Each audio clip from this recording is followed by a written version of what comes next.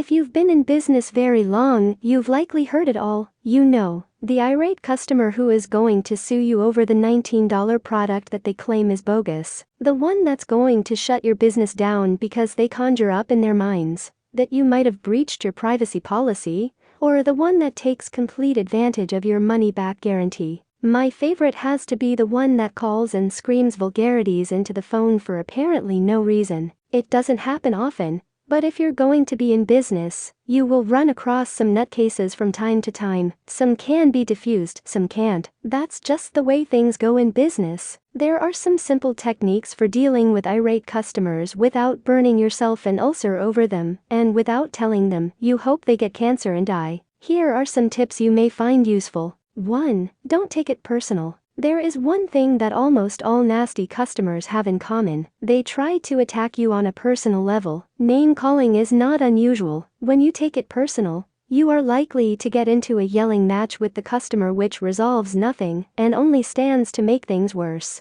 Try to diffuse the situation, kill the anger with kindness, so to speak. If that doesn't work, ask them to contact you again once they have calmed down and are willing to speak reasonably. Refuse to speak with a customer in an irate state. You don't have to put up with abuse ever. 2. Don't overdo the customer is always right concept. In customer service training, you will always hear that the customer is always right. While that is true to some extent, sometimes they are just flat wrong. You should always try to accommodate a customer within reason, but do not allow that concept to go too far. 3. Realize it isn't always your problem. Sometimes people just have a bad day and are looking for someone to take it out on. A hateful, ugly customer is often one of these people. If you listen to their ranting and raving, then respond kindly, telling them you understand their frustration and you want to work with them to come to a resolution. You will often diffuse the anger and uncover the rational human being beneath it. 4. Don't fall for fear-invoking bluffs. In customer service, some business people tend to do anything to avoid the potential harm of a threat,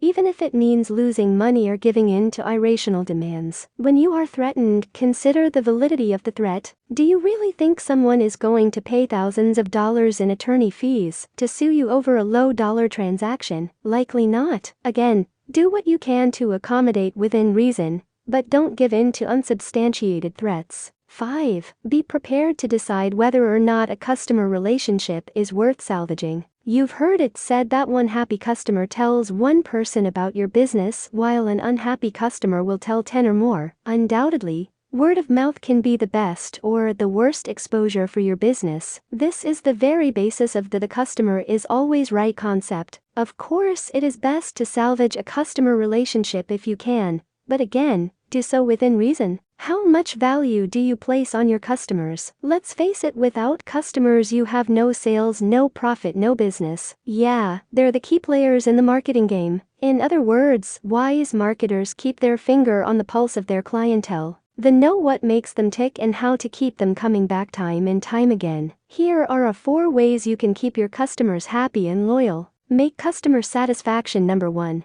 Hey, forget about how many sales you make in a day, and look at how many customers you satisfied today. Every satisfied client means repeat sales. Yep, it might be a product that they purchase over and over again, or it may mean different products they pick up every time they walk through the doors. Heck, it might mean both repeat products and added impulse products as well. Happy customers talk to their friends, and friends trust what their friends have to say about a business. Yep, even though it's an opinion, they'll take it as the gospel and set a lot of stock in it. Keep your customers saying good things about your products and services. It'll pay off. Deliver. Don't promise more than you can handle. No one likes to be let down. Yeah, that means your customers will be happier if you promise less, but deliver more. Think about this. Happy customers tell 3 of their friends about you, but disappointed customers gripe to 11 friends about what you didn't do right. Yep, it pays to keep your word. What about those unhappy clients? Deal with them as quickly as possible and do what it takes to keep them happy. Yeah, you might lose a little profit today,